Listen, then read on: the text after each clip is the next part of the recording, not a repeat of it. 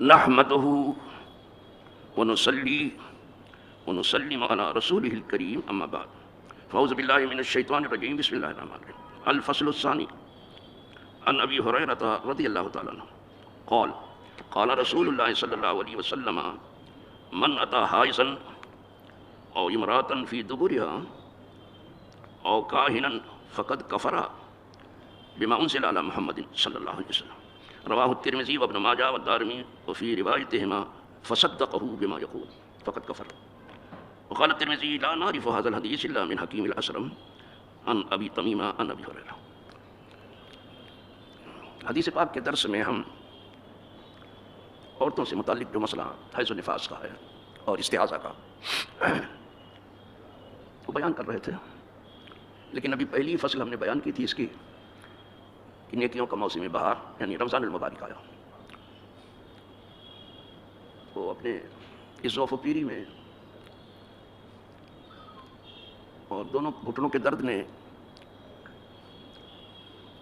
مجھے یہ سوچنے پر مجبور کیا تھا کہ کیا میں تراویح پڑھ سکوں گا.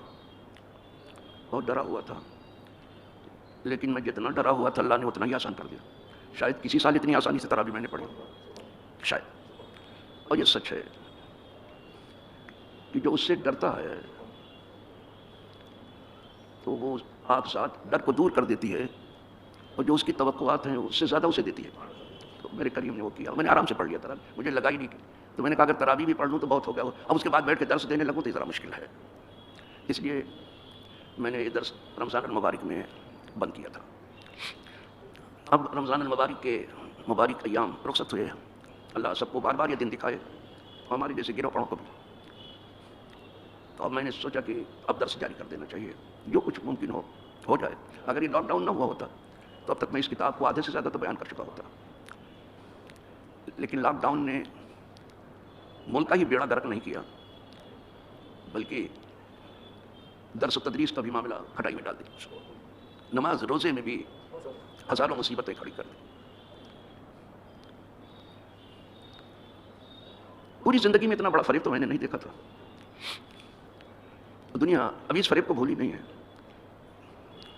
اس کی وجہ سے درس تدریس بند رہا.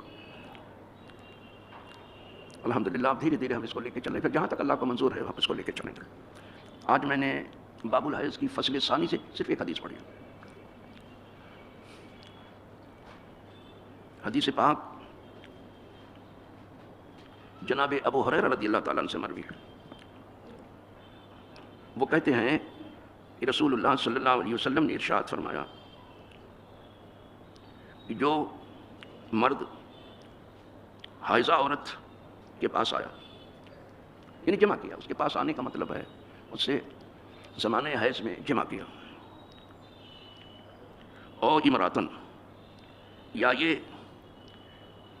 کہ کسی عورت سے اس کے پچھلے مقام میں جمع کی، جن کی فطرت خراب ہے وہ آگے سے کم پیچھے سے زیادہ منسلک ہو جاتے ہیں.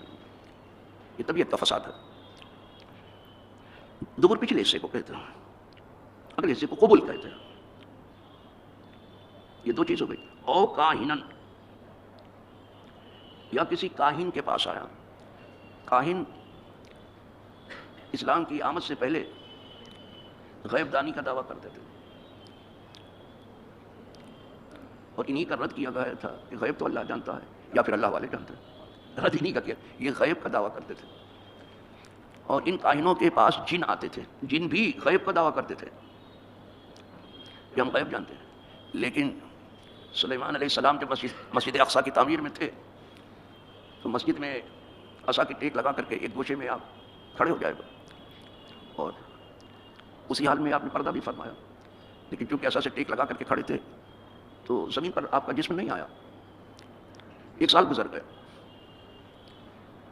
دنیا کو دکھانا تھا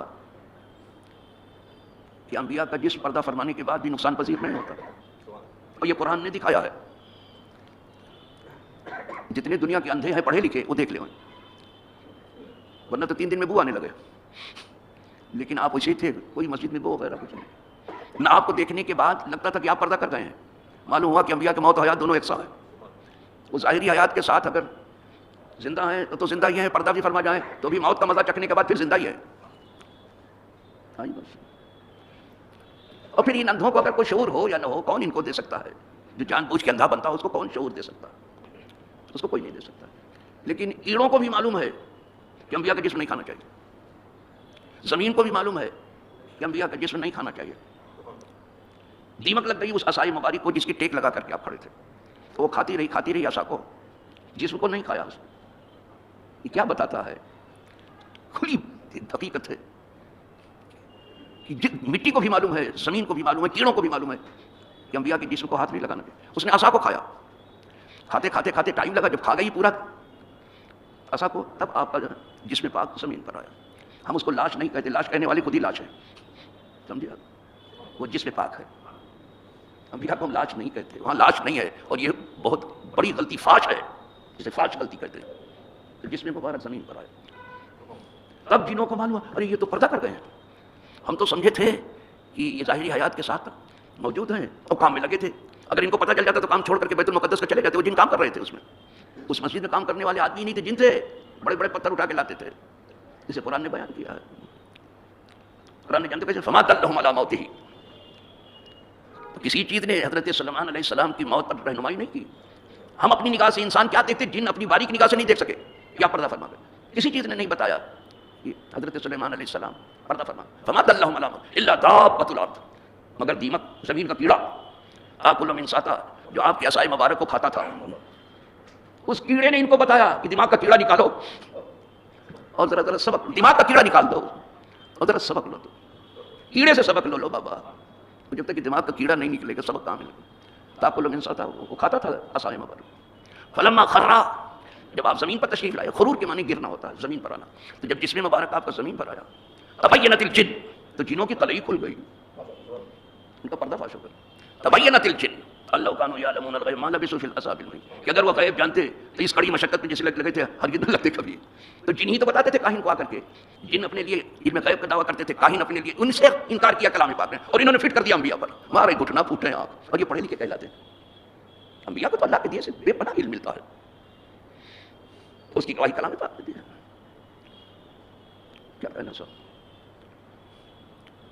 بڑا زور تھا حضور کی آمد سے پہلے جنوں کا اور کاہنوں کا. اب جنوں کی کلئی کھل گئی، جنوں کو کچھ نہیں معلوم. کاہنوں کو بھی علم غیب نہیں، علم غیب صرف خدا کے پاس ہے، یا پھر جو اللہ والے ہیں ان کے پاس ہے. عالم الغیب فلا یظہر علی غیبہ احدا الا من ارتضی من رسول. غیب کا جاننے والا اپنے غیب پر کسی کو مسلط نہیں کرتا، قابو نہیں دیتا کسی کو، مگر آگے فرمایا الا من ارتضی من رسول، مگر رسول مرتضی کو، جس رسول کو پسند کرتا دے دیتا ہے.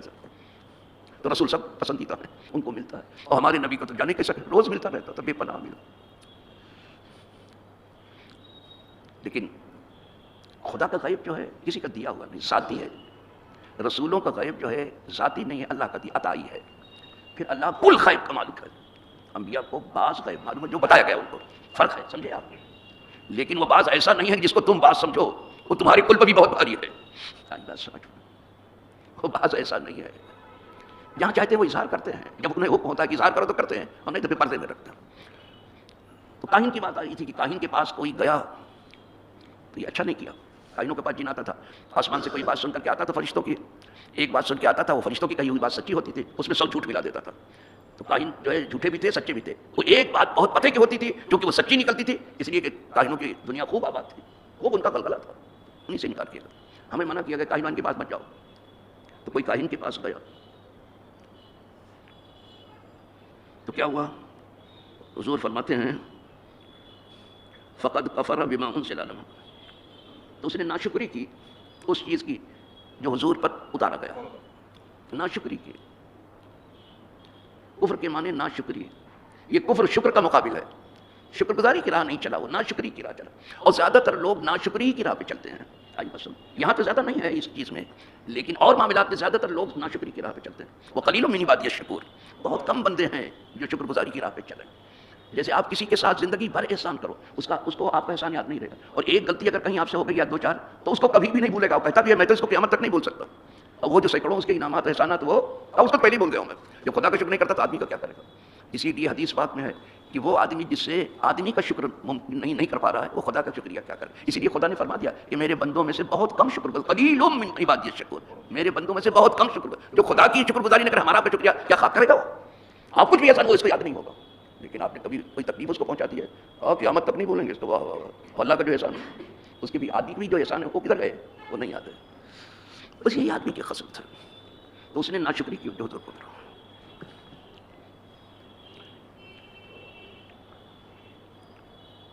یہ جو آیا ہے کہ عورت کے پیچھے کے مقام میں جمع کرنا، یہ بہت شنیع ہے، بہت برا ہے. اور اگر کہیں مرد کے لیے یہ آیا تو اس سے بھی زیادہ برا ہے. یہ کفر کے قریب پہنچاتا ہے مرد کے ساتھ اگر کیا، جس کو آج حکومتیں جائز کرنے میں لگی ہیں، بلکہ عدالتیں. انا للہ و انا الیہ. دبر جو ہے بیٹھنے کی جگہ جو ہے جہاں یہ کرتے ہیں وہ موضع حرص نہیں ہے، فرض ہے.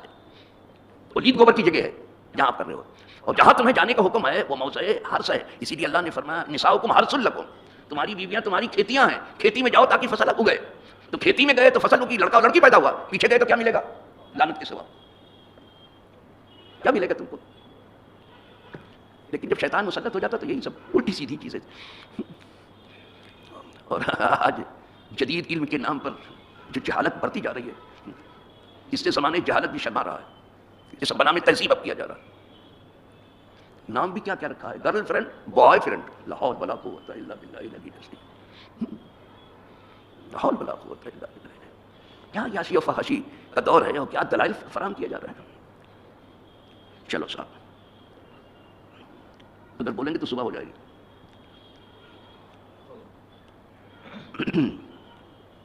رواہ الترمذی و ابن ماجہ، اس حدیث کو یہ ترمذی نے بھی روایت کیا ہے، ابن ماجہ نے، یعنی سیاح میں ہے یہ کتاب، اور دارمی نے بھی. تو ان دونوں کی روایت میں ہے فصدقہ بما یقول، تو اس نے تصدیق کی جو وہ کاہن کہتا ہے کہ تو نے سچ کہا، اگر ایسا کرے گا تو کفر سے قریب ہو جائے گا. پھر خطرہ ہے. وہاں جانے سے منع کیا کہ اس کے پاس مت جاؤ، لیکن گئے سن لیا اور تصدیق نے کہا یہ بکواس کرتا ہے تو کوئی بات نہیں ہے، لیکن اگر تصدیق کیا تو کفر سے آپ قریب ہو رہے ہیں. ابھی بھی کافر نہیں ہوا لیکن قریب ہو رہا ہے، خطرناک ہے. فصدقہ، اس کی تصدیق کی بما یقول فقط کفر، تو وہ کفر سے قریب ہو گیا. وقال ترمذی، امام ترمذی نے کہا کہ ہم اس حدیث کو نہیں جانتے مگر حکیم اسلم سے اور ابو تمیمہ سے. ابو جناب، یعنی حدیث جو ہے روایتاً جو ہے ضعیف ہے، کمزور ہے، لیکن اس میں جو درس ہیں عملی وہ ضرور لیے جائیں گے. جو بیان کیا گیا ہے یہ برا ہے، یہ برا ہے، یہ برا، وہ سب برا ہے. اللہ امت کو سب سے بچائے رکھے. آخر دعوانا الحمدللہ رب العالمین.